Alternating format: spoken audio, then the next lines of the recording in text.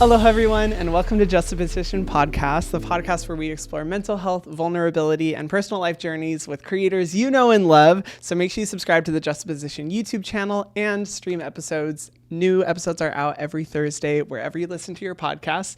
And today's guest, I'm so stoked to have on because I don't ever think like I've even met someone who does content creation and acting and philanthropy all at the same time. She's absolutely incredible. If you guys have seen any Storytime TikToks with a gorgeous woman doing her makeup, it is the one and only Esther. Thank you so much for coming on. Oh my God.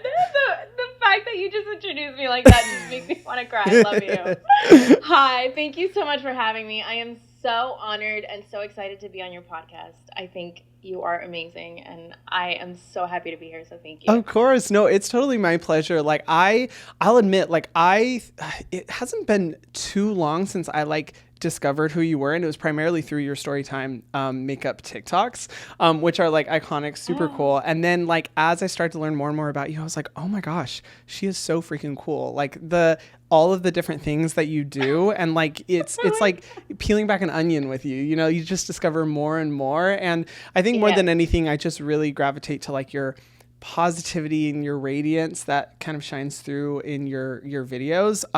And also with your acting work, which I have questions that I want to ask about as well. We'll get to those. But yeah, I mean, thank you so much for coming on. I'm super proud of all the success you've been able to see online recently, because it kind of seems like you just blew up out of nowhere. Yeah.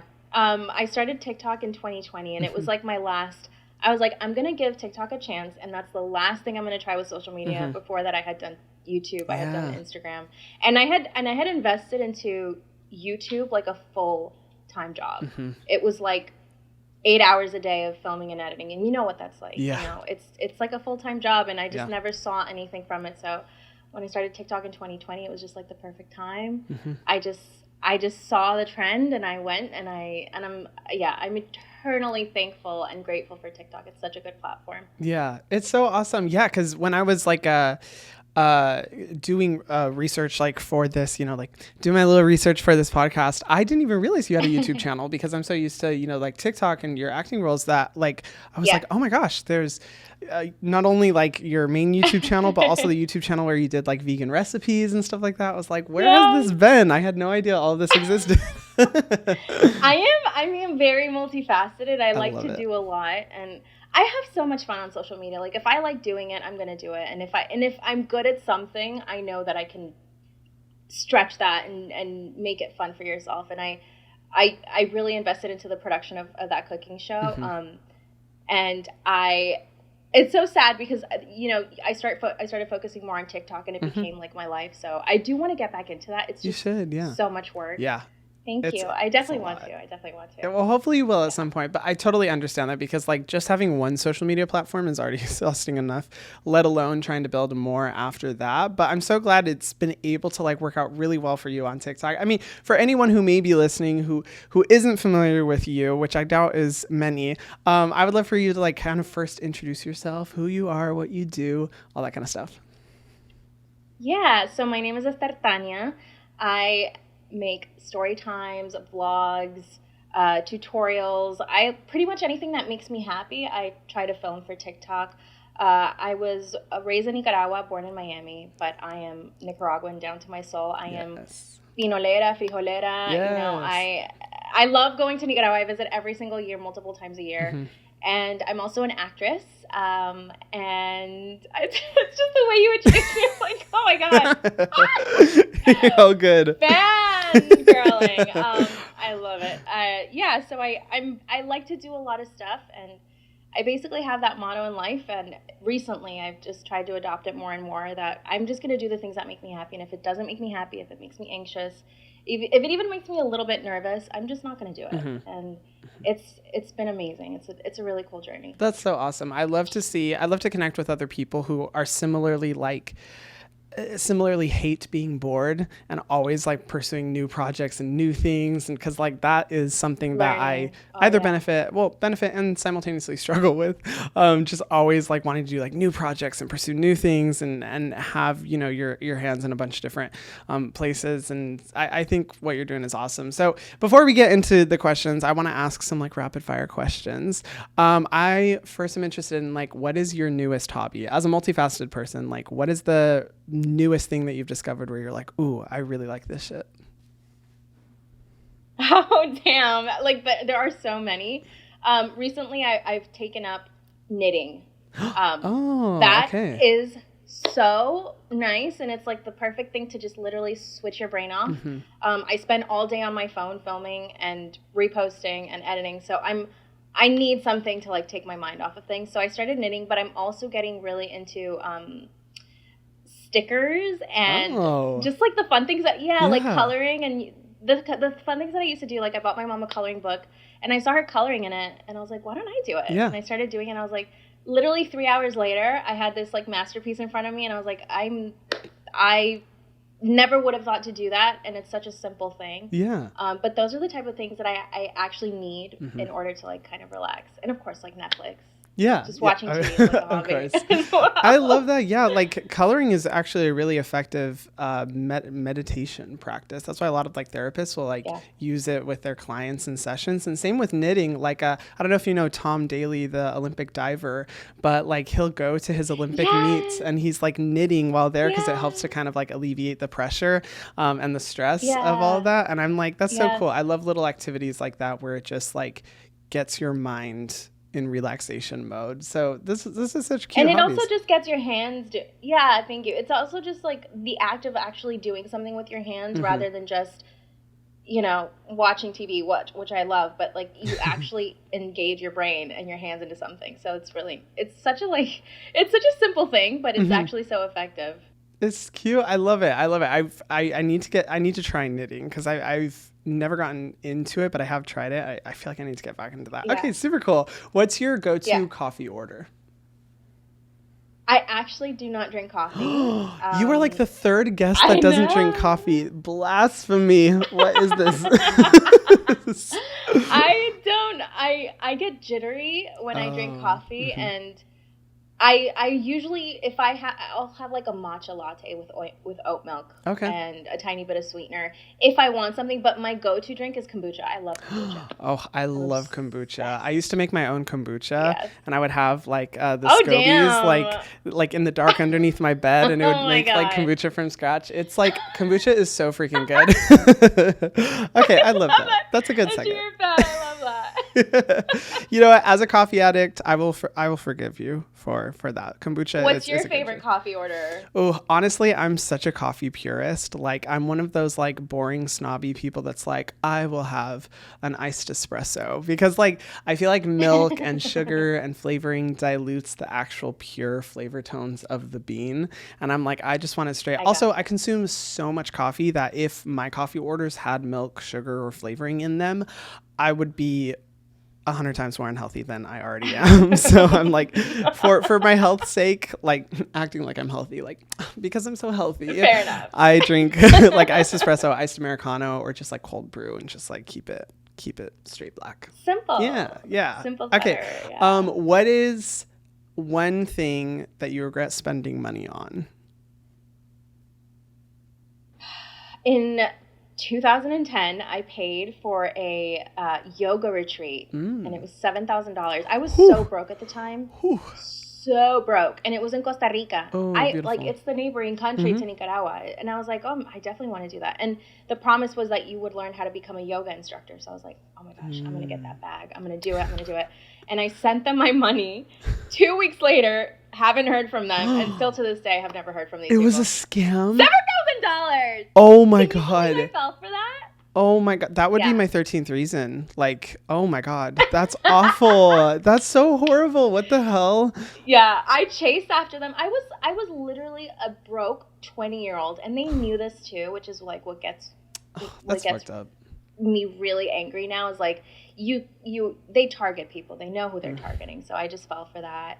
I mean, I have regrets of other purchases, but like, it's stuff that I love to wear. Like, I can't say, you know, like these earrings. I love these earrings. They make me so happy. I feel like anything you get use out of, you know, if you're like using it, like, then I don't think that's like a wasted purchase. But $7,000 down the drain for the, you know, dream of becoming a yoga teacher. That sucks.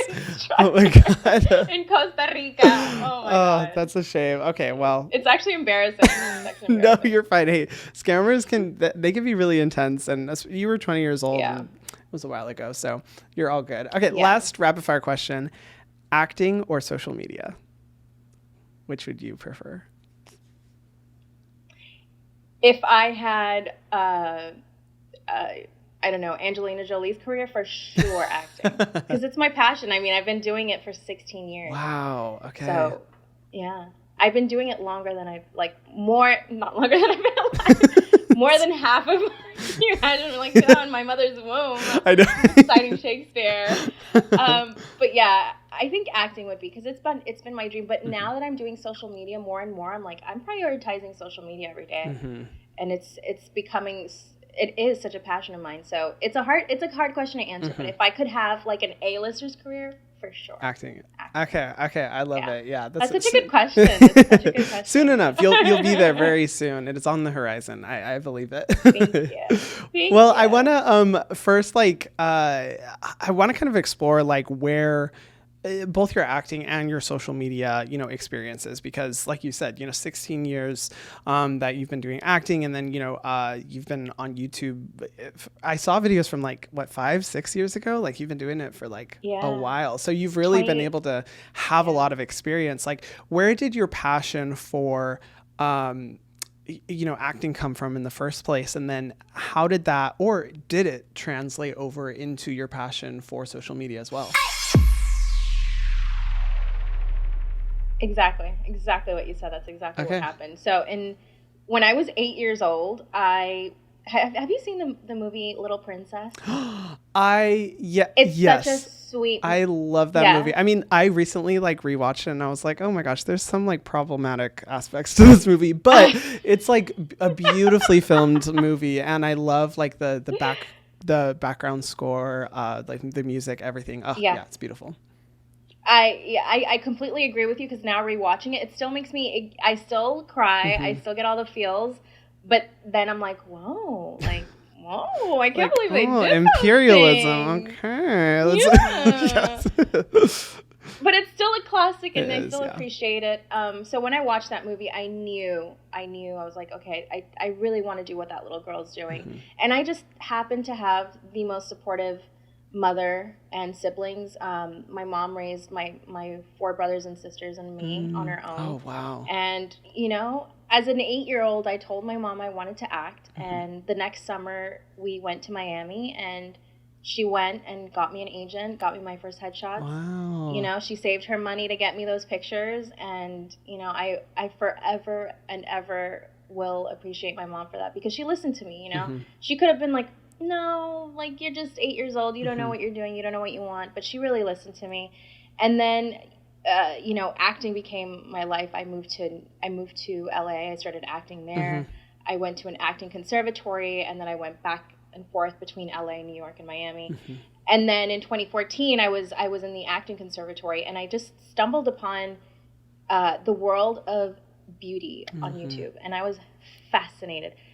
No skincare talk back then. Yeah. This was 2014. Yeah, that was the makeup craze, like full coverage foundation, cut creases, blocked eyebrows. Yeah, that era. Contour. Yeah. Exactly. And I was fascinated. I had zero idea about makeup. Like, I didn't even know what foundation was. Wow. I never used concealer. But skincare has always been a big part of my family. My grandmother's 97. She does her morning and nighttime skincare routine. She still applies makeup. That's so beautiful. Yeah, my mom...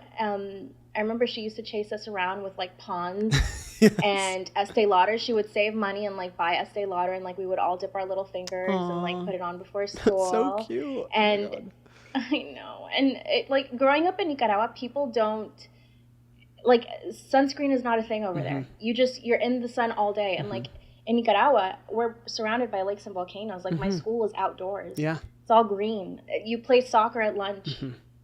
Yeah, that's right, right? I thought I said that backwards. You played soccer at lunch. I played basketball. I played all the sports. So skincare and sunscreen became like a permanent fixture because my mom ingrained it in us. So when, fast forward to 2014, I started looking at all these like beauty videos, and I was like, they don't talk about skincare. I was like, why doesn't anyone talk about SPF? And like, you just realize it's just not common practice. It's not recommended, and you know, especially back then. Yeah. And then I was like, you know what, I want to do that. I think I can do that. And then I started doing my research. I got myself my first DSLR. I got myself a ring light. I felt like such a pro. I mean, I'm sure you felt like that when you got your first set of lights. Oh yeah, I was like, I am literally so professional right now with my ring light. Yeah. Although I always filmed with my phone, and still to this day I film with my phone. So you're already multiple steps ahead of me with the professional camera. Wait, that's so interesting. Yeah, good for you. Thank you. You didn't complicate it. No, yeah. And I like the main thing when I talk to people and they're like, oh, I want to make YouTube videos. Like I want to make content. And I'm like, do it. And they're like, oh, well, I don't have a nice camera. I love being able to say like, I still film with my iPhone. Like you can literally start anywhere, just put it by a window and start filming like that. No excuses, So yeah, thank you. That's such good advice. Yeah, because a lot of people can't afford it. I mean, I couldn't afford it. I sold an arm and a leg to get my first camera and my first ring light, and that just led to a whole world of like realizing I love nutrition. I became a certified nutritionist. I went vegan, and then I became a lot more about nutrition and recipe videos, and that's where my love for cooking comes. And well, fun fact: I think it was like 2005, I moved to the U.S. I was raised in Nicaragua. When I moved to the U.S., I got my first cooking show, and I was a teen. I had like cooking segments on this TV show that was going to be on like VH1. It didn't end up being on there, but I became so obsessed with the idea of having like my own cooking show and like being in front of the camera in that capacity, not just acting. And I was like, I could do so much in front of the camera. Like there's a whole world of, and then when I saw YouTube, I was like, that's exactly the same thing, except I'm in control. I can do it myself. It married both of those worlds perfectly. And I never stopped making YouTube videos. I remember in 2019, I was in my apartment. I was living by myself, and I started watching your videos. I started watching Susan Yara. I started watching. Yeah. And me too. I love her too. And I could not believe that I was still trying so hard, but I couldn't get anywhere. It was just like silence on my end. So but even though I didn't get anything, I didn't have views, I didn't have those things, I still enjoyed making the videos. Like I really loved watching my own content. Like as narcissistic as that sounds. Yeah, like, no, you should. You should be proud of it. You should be able to like that's I think where some of the fun of it comes. Like being able to watch your own content, be proud of it, because otherwise I don't think you'd have the energy or the passion to continue posting. Because for like the first like almost 2 years on my channel, I grew to I think like 1,500 subscribers during that time, and most of my videos were getting like 10 20 views each, and it was like for me I didn't mind at all, because I was just like, this is so much fun and I'm having a blast, and the fact that just anyone is like clicking on these videos to watch, it's so cool. But I feel like at least for me that time really helped me to have a comfortability with being on camera and finding my own voice that really enabled the the growth later on to happen. And I feel like it would be the same with you. Like I feel like that was able to prepare you for TikTok and everything that you're doing now. Yes, exactly. It's like a little training.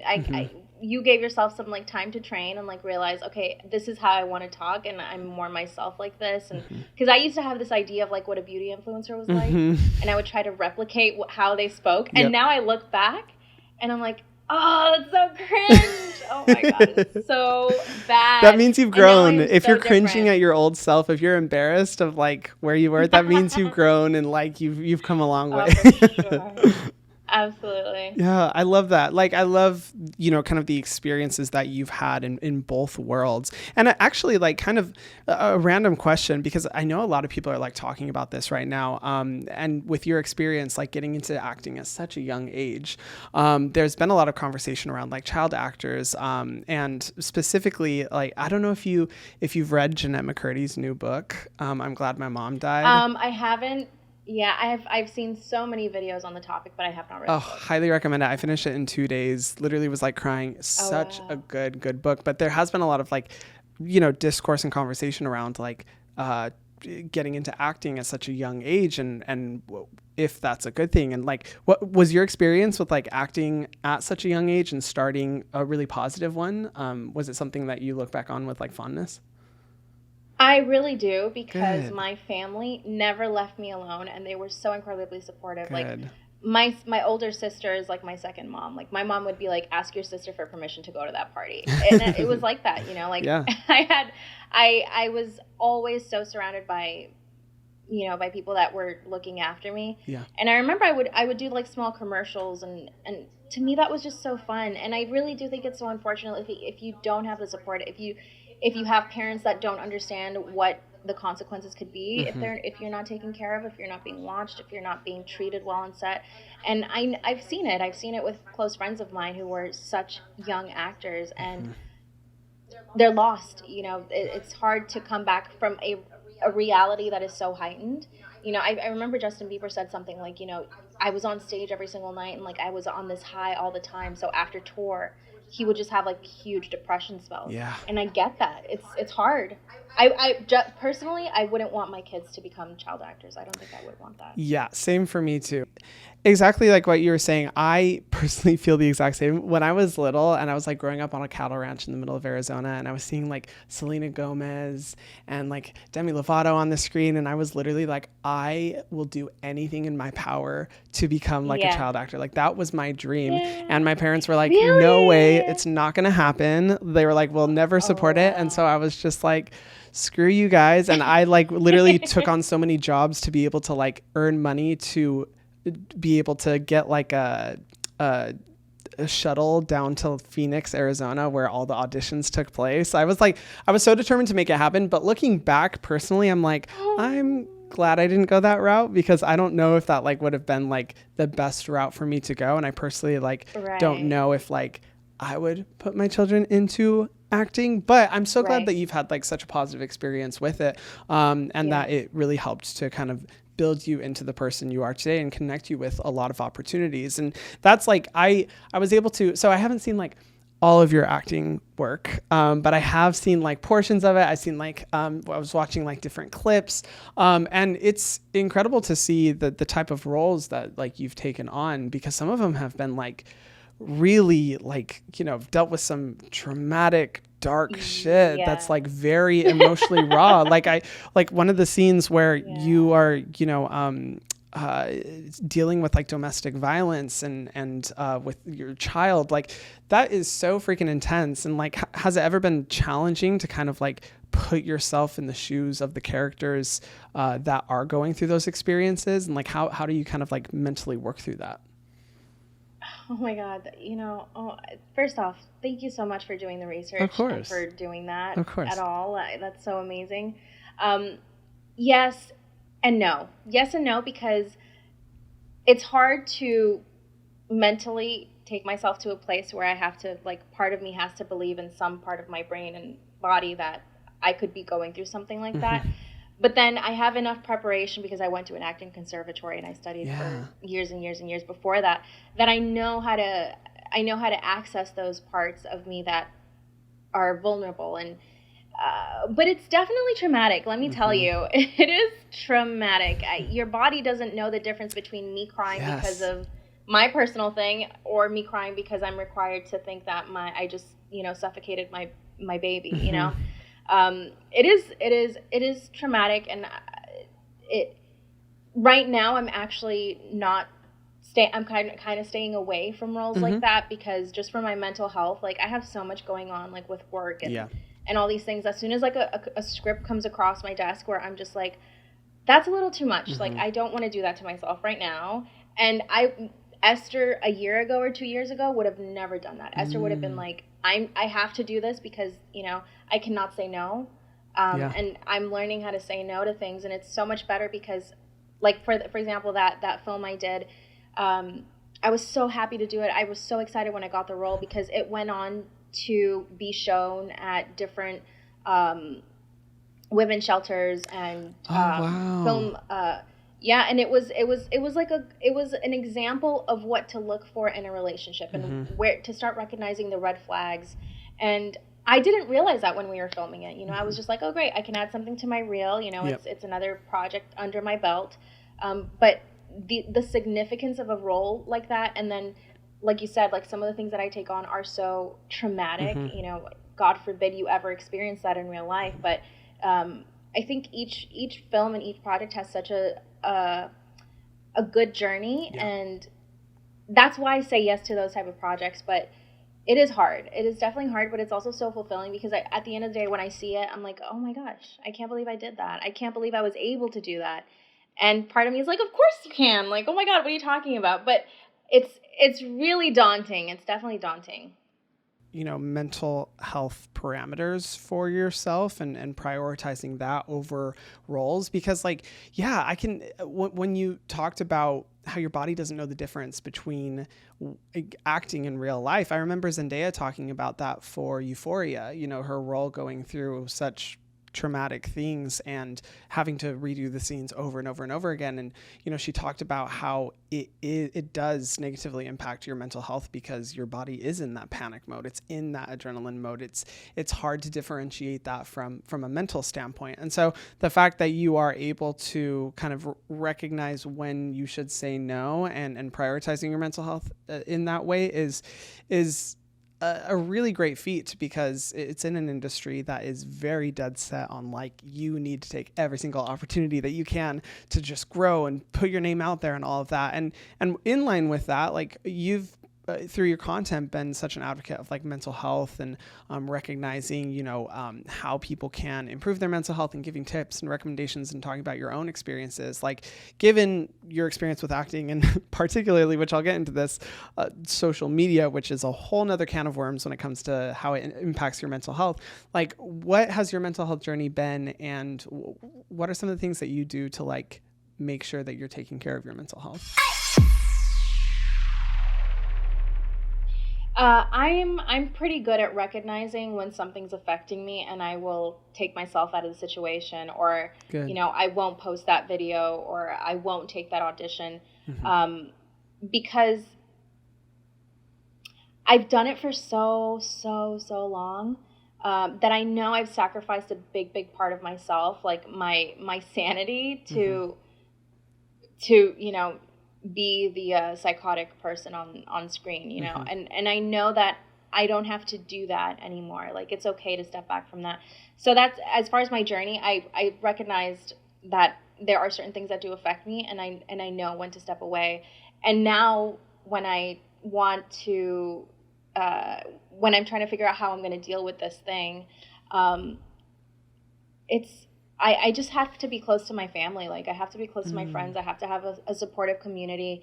Sometimes I'll even go live if I'm feeling sad, and it instantly reconnects me to my people. Like, the people that follow you on your screen, who don't know you. They don't know you, but they are there. Like, they give you genuine advice, and they're always interested in what I'm doing, or, you know, what I'm talking about, or you know, we just talk about videos, or we talk about skincare, or at the moment, like, I can just sit in front of a camera and do my makeup for them. Yeah. And it is a sort of therapeutic experience, because they don't know what I'm going through, but at the same time, I'm finding so much comfort in just having a bit of connection with them.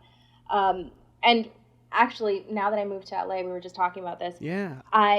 I started struggling more with anxiety because I moved away from my family, and I feel like I'm developing, this is crazy, I feel like I'm developing a separation anxiety in my 30s. Okay. Yes, isn't that crazy? That is wild. Yeah, and oh my God, and I started recognizing that, and then, so I'm kind of retraining myself, like, you're traveling alone again. You know, you're going to have to do this for the rest of your life. There are moments where I'm going to be away from my family for 2 to 3 weeks, and I have to be able to cope, you know? So I've gotten so much better in the past 2 months, but it was definitely scary. I'm like, oh my God, like, I'm actually crying.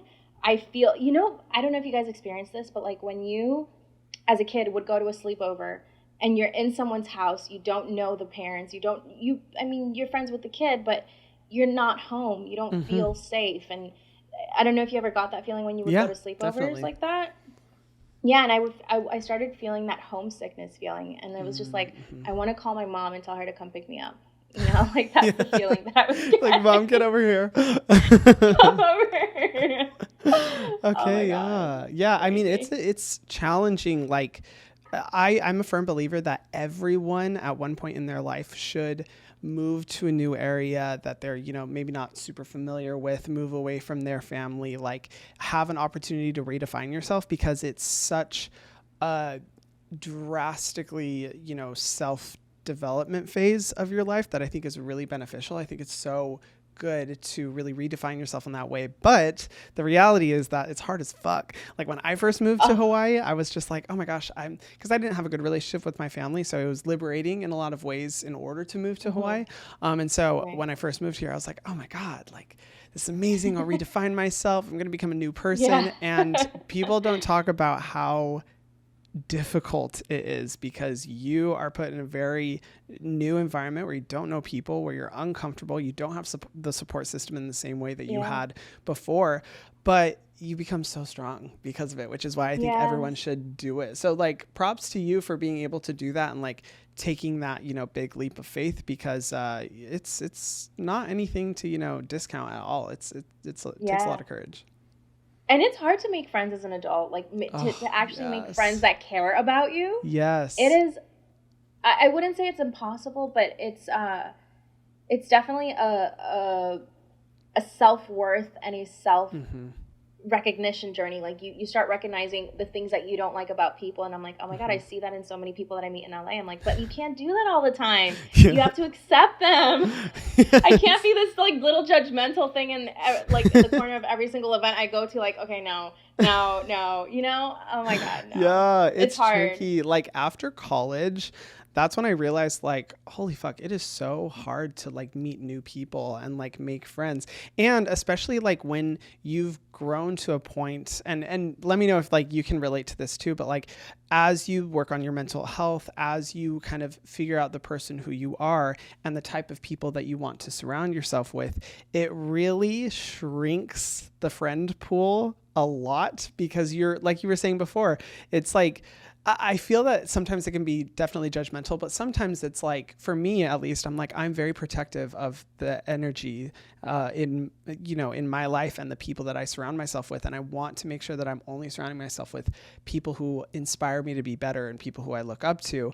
But that also makes it hard as fuck to like make new friends, because you're just like, there's so many, it's just so difficult. And a lot of times the environments that are more social environments, maybe you don't necessarily always see like the best traits of people. So it's really difficult. I feel you on that. Yeah. But like, with time, I feel like friendships come with time and just with persistence. Yes. So like you'll find your group, you'll get it. I've actually already made a couple of friends, like Sarah Palmyra. I'm sure you've seen. Yeah, she's amazing.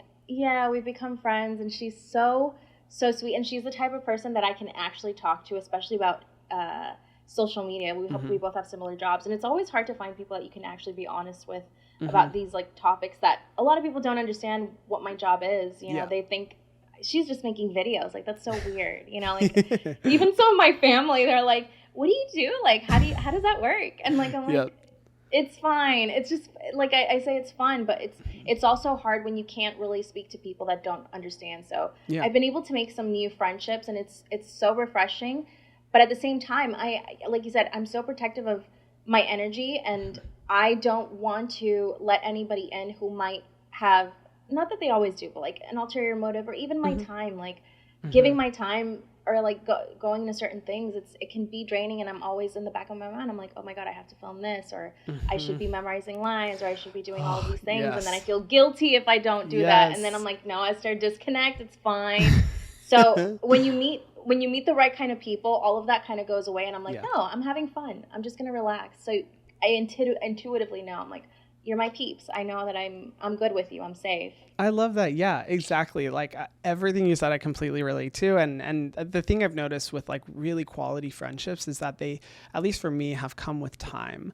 Like it's not necessarily the people where it's like, oh my God, it's not always, at least it depends. But I've noticed that a lot of the people who I hold closest, to me are the friendships that really developed like over time and a lot of experiences and, similarities and learning about each other. So it just like takes time. That's history. in my opinion, the hardest part of like moving to a new area is finding those friendships. But once you do, it just like makes everything better. So congratulations on your move. I kind of want to ask you about, I love that you were born in Nicaragua. Sorry, you were born in Miami, but were raised in Nicaragua. In Nicaragua, I think, yes. That's incredible. I'm actually this year going. I really want to go to Nicaragua. I'm going to Guatemala. I really want to. I'm like trying to go, but same like type of area, everything, and similar. With volcanoes and everything, it just looks absolutely beautiful. Yeah. And I've heard like the food is like amazing in Nicaragua. Yes. I've heard so many incredible things about it. Like, tell me about what it was like being raised there, and then the move and kind of the changes and shifts that happened to you as like a person. I'm like so fascinated and interested. First off, if you're gonna go to Nicaragua, you need to tell me when so I can be there and show you around for a couple of days. Oh my God, you're so sweet. Thank you. Love that. That would be for so sure. fun. I mean, I go like 3 or 4 times a year, so like I'm always looking for any excuse to go. And I'm lucky enough that I can film there too, so it's not that big of a burden, to take off a few days and go over there and show you. But awesome. It was amazing. I say Nicaragua is the land of lakes and volcanoes. Mm-hmm. I went to a school where, we were surrounded by trees and, nearby there are lakes and you just have access to so much nature. Mm-hmm. So growing up, I played so many sports. I was always in the sun. I thoroughly enjoyed being a child living there. That's good. It's definitely it's such a different experience because when you live in the city and then you go to the pueblos, like the smaller towns that's surrounding the city, there you have so much freedom as a child. Like people, you have a soccer ball and you go with your friends to the nearby parks or fields and then you just play. And there isn't that sense of like urgency, like, oh, we shouldn't go there, that's dangerous. Mm-hmm. Or so when I finally moved to Miami and it was my last year of high school, it was honestly culture shock. I can only describe it as a real culture shock. It was the first time that I was exposed to before I get there, I actually was severely bullied when I was living in Nicaragua because I was always modeling, doing commercials, and I think that kind of made me like an outsider to some of the kids in my school. So they saw me as, like, oh, why, like she's doing this and she thinks she's all that, which I get it. Kids can be so mean, and I'm sure that so many of them look back and think like, why did I do that? But it was definitely hard for me. So that's why I say like my siblings are my best friends. Like they protected me all the time. My sister would try to fight anybody who came at me. And, my twin brother was the same. And that's awesome. It was always such a nice, and I've always had such a really close relationship with them because of that. And my last year of high school was in Miami, and that was the first time I saw belly button piercings and like, parties were like, I'm not saying it was euphoria, but like I never was allowed to go to parties. And I was like, oh my God, they really do that here.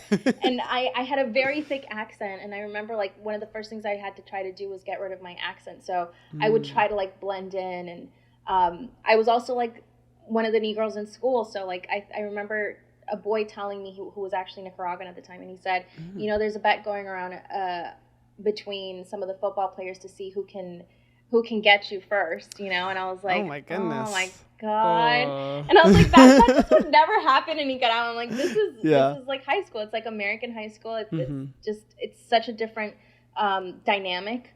Growing up in Nicaragua was really beautiful. Of course, you still have your bullying, but when you come to the U.S., it's such a different experience. It's like the bullying is like magnified. It's like, let's see how mean we can be, and it gets there really quick. So I was definitely glad I only did 1 year of high school there, because I was also not I was always auditioning, or like on the weekends I would be filming.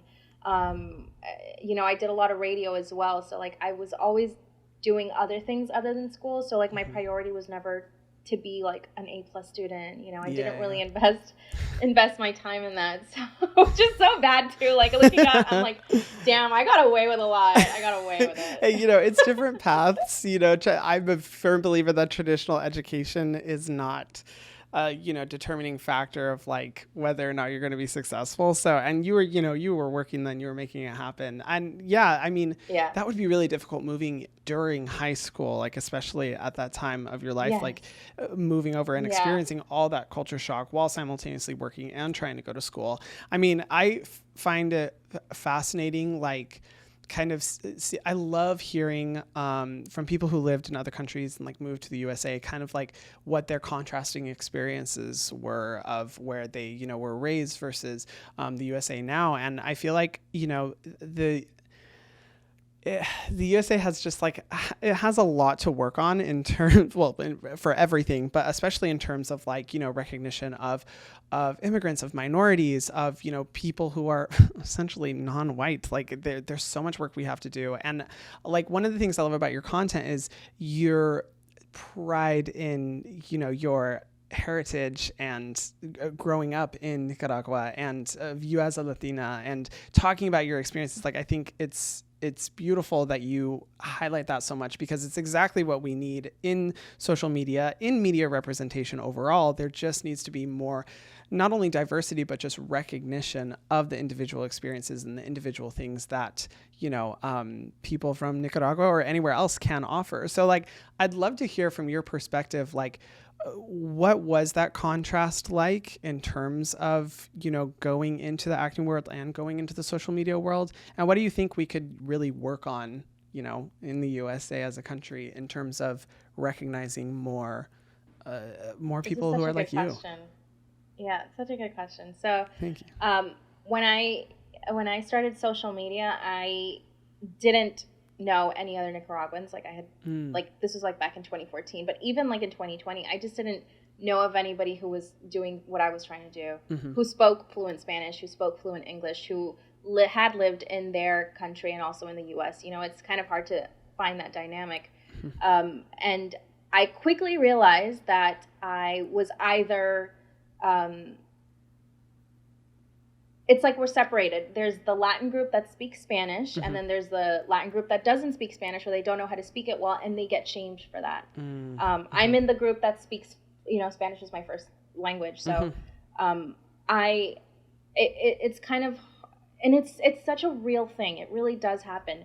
But transitioning into TikTok, and at first, I think a lot of people didn't realize. A lot of people thought that I was Filipino or Indian, or, you know, they didn't really know where I was from, and I was like, oh, that's kind of cool. Like they don't, you know. And when I started talking more about being Nicaraguan, I got so many comments from girls saying like, wow, like I'm so glad I found you. You speak Spanish, like you understand. A lot of them were Nicaraguan or Central American, and they don't have that representation. Yeah. They don't see girls that look like me, or, you know, they don't see somebody that they're not reflected in social media. So like, I think that's one of the biggest, most important things about inclusivity is seeing people that are like you on screen, whether it's in film and TV, and then social media of all places. We all use our phones all day long.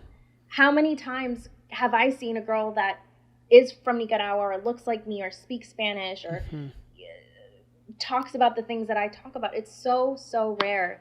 Yeah. So yesterday I went to a TikTok dinner, and I'm in the Latinx Creatives program on TikTok. That's awesome. Which I'm so grateful to be a part of it. So it was my first time ever attending a Latinx Creatives program dinner or event.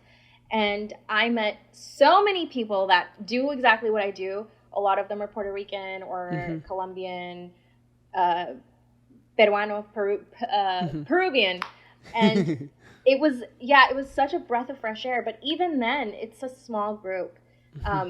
So I think that what TikTok is doing, that they have their different programs, so representative of different ethnicities, I think that's wonderful, and I think there needs to be more of that. And I think it's also just accepting and just looking at different types of content. You know, people need to expand their minds and like be open to not just the skincare and not just the makeup like what I do, but also like all the cooking and or like people who walk around and give money to street vendors. Like so many people, so many creative, and it's just such a wonderful thing. Or like even like knitting, like now that I'm getting more into knitting, I'm finding all these different knitting accounts. That's and awesome. It just blows my mind. Like every niche has its own corner of the internet that is so like fully fleshed out. There are so many people, but you just don't see their accounts on your For You page. Yeah. And I think, yeah, I you know, it would be wonderful, wouldn't it, to like just see like all these different accounts and like worldly people and just different countries. Like I don't see anything in Spanish on my For You page. That drives me insane. And I'm like, how? I don't know. I would have expected like at some point that you would, you know, you would be on Spanish speaking TikTok. Like that kind of surprises me. Yeah, I have to actively search out for like different hashtags or just the words, like whatever I'm looking for in Spanish, I translate it. So I think there is so much work to be done. But I think it's just starting with the person who's watching this podcast, you know, like expand your mind a little. If you're interested in, I don't know, you could be interested in Caribbean cuisine. Start searching it on your search bar on TikTok, and you will organically start getting all these videos on your For You page, like different accounts and like, you know, gardening. Like it's so interesting, like the amount of content that is out there that is ready for consumption, that is so interesting and might be a little bit different than what you're used to. But at the end of the day, you want to be exposed. I mean, isn't that what social media is about? Like finding accounts and new things. It's been so groundbreaking for like inclusivity and recognizing minorities who may have traditionally who have never been, you know, represented in mainstream media. And I think TikTok has really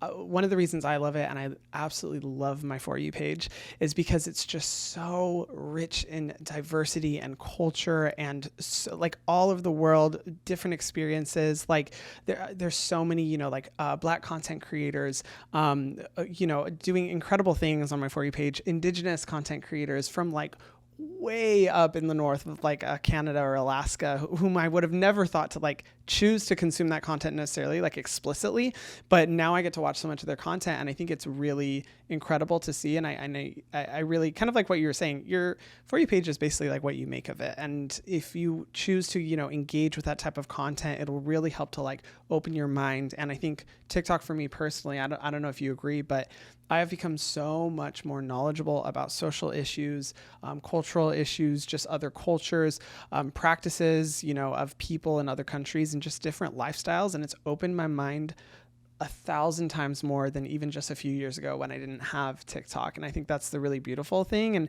that's why I think it's so awesome that you and other content creators are really putting your culture, putting your heritage, you know, your own personal life experiences at the forefront of like what you do, and being very, very open about it, because I think that's not only what will set you apart as a content creator, but it'll also help to really like open up people's minds and get them to recognize and identify other people from, you know, other life experiences. And so I think it's awesome. Like, thank you for doing that. Well, also in relation to Nicaragua, I saw that you are passionate about philanthropy work, and that you actually like have done work. Is it you've done work, or like you consistently donate to a nonprofit organization that's based out of Nicaragua? Yeah, it's called Adan, ADAN.org. Aden, I guess Aden.org in English.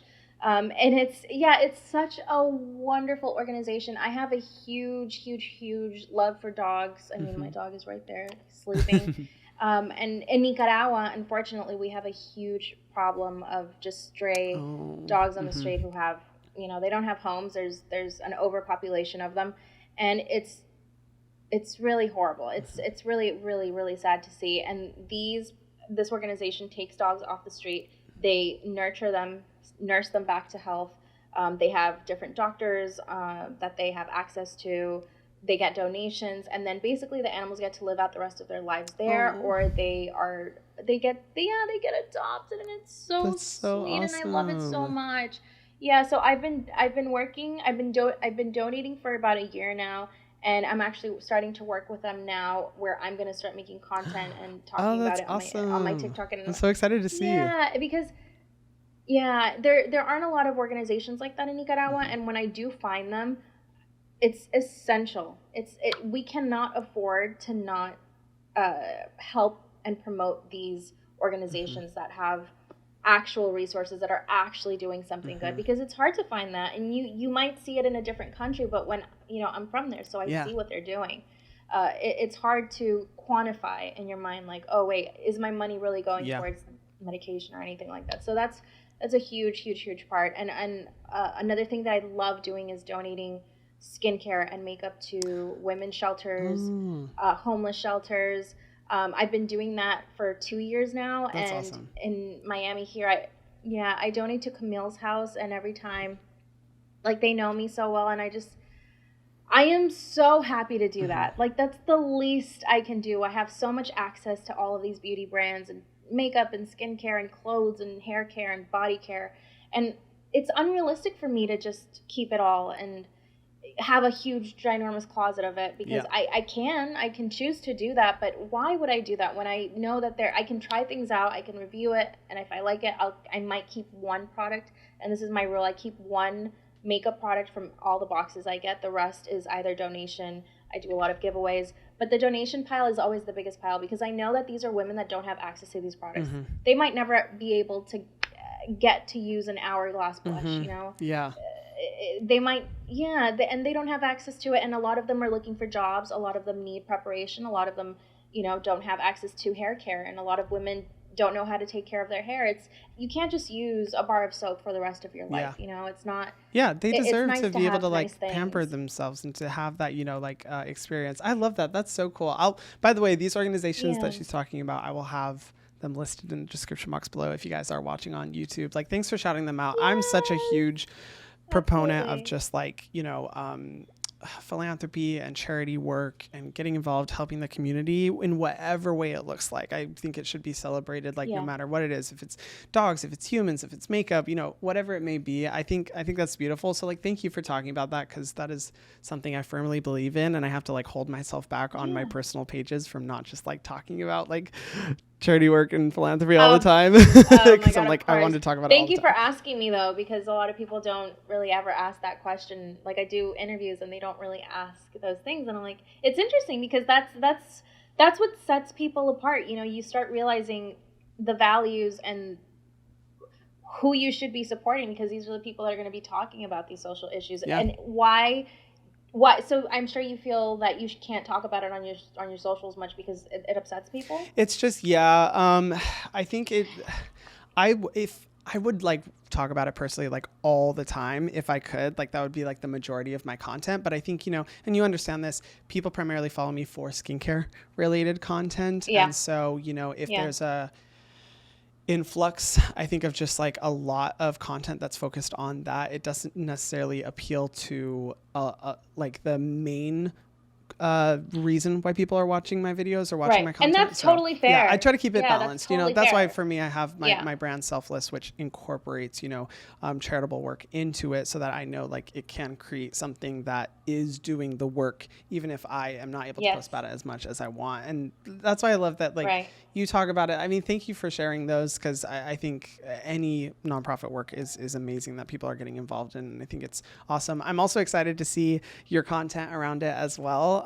And just finally, I want to say thank you so much for coming on the podcast. This has been such a good conversation. I love how multifaceted of a person you are, just the duality that's present in the way that you speak, and kind of not only your page, but just you as a person, I think is really beautiful. And I can tell you have a really good heart. And so thank you so much. I'll stop fangirling now. Thank you so much for coming on. Where can people find you on social media? Oh my God. Ester Tania, J, letter J at the end, both on Instagram and TikTok. On YouTube, I'm Esther. Honestly, I don't even know. I think I'm Ester Tania. I'm Ester Tania. I might be Ester Tania. And no, yes, I'm sure now. It's Ester Tania. And I also have my cooking channel, which is Sal y Limón, which translates to salt and lime. And I post almost every single day on TikTok. It is life. Yep. It is my baby, and it will always be there. Thank you so much for having me. You are so fun. Thank you. And so kind.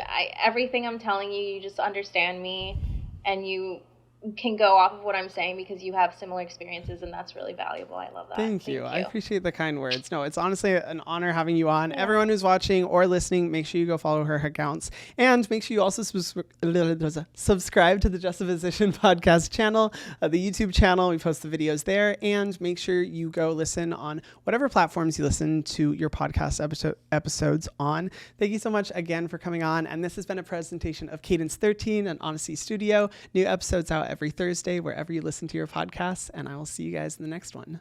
Mwah.